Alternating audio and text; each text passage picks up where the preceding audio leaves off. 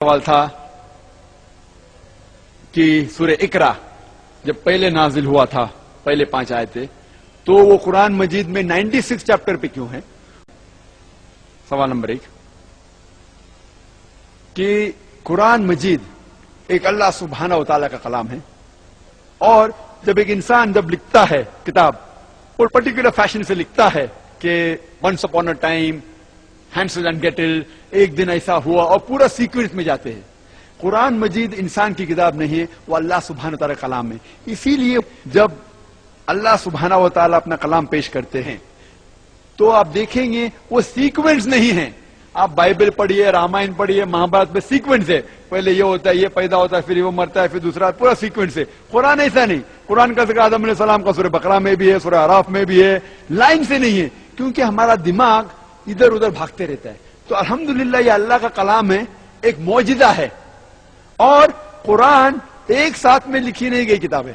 قرآن لگ بھگ 23 سال میں نازل ہوئی، اور کئی بار جب کئی کفار یا مشرک لوگ نے محمد صلی اللہ علیہ وسلم سے سوال کیا تو اللہ تعالیٰ سے وحی آئی اور جواب آیا.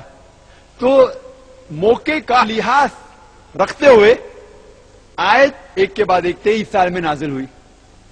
لیکن ابھی ہمیں اگر پڑھنا چاہیے تو ابھی کس آرڈر سے سب سے زیادہ فائدہ ہوگا پڑھنے سے، وہ آرڈر میں اللہ سبحانہ و تعالیٰ نے جبریل کے ذریعے محمد صلی اللہ علیہ وسلم کو دکھایا. اور آج جو موجود ہے سورہ فاتحہ پہلے ہے، پھر سورہ بقرہ.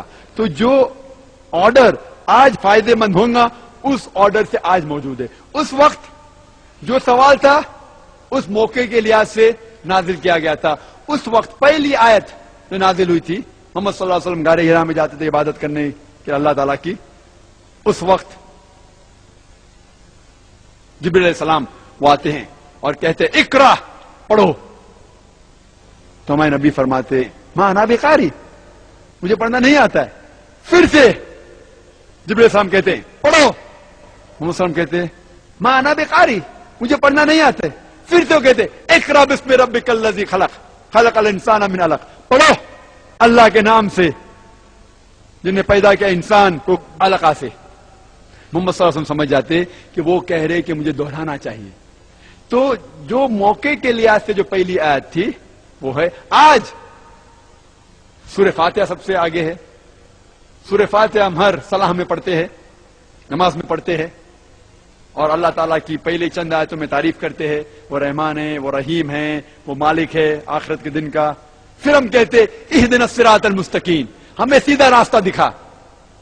اور پھر سارے قرآن مجید کی باقی جتنی آیتیں ہیں وہ اللہ تعالیٰ میں سیدھے راہ دکھا رہا ہے. موقع کا لحاظ رکھتے ہوئے آیت نازل ہوئی. آج جو بہتر ہے اس لحاظ سے ہے، باقی دیگر مذاہب کتاب جیسے نہیں جو آدمی لوگ نے لکھی ہے.